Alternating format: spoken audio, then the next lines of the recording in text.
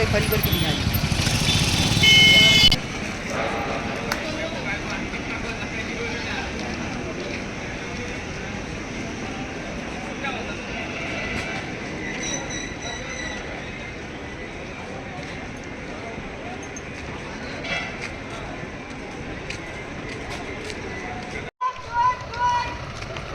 चलो बढ़िया तोड़ तोड़ है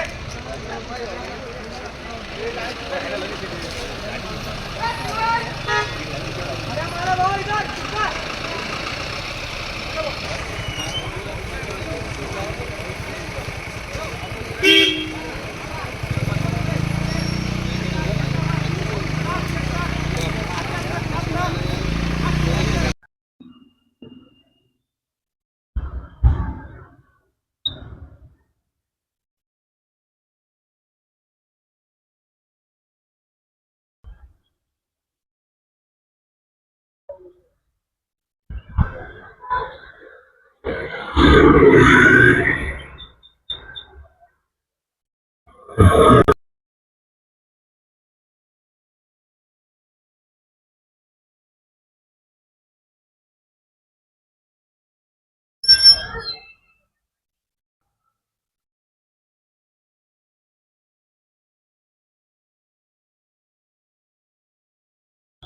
दादा काय मागणी आहे आपली?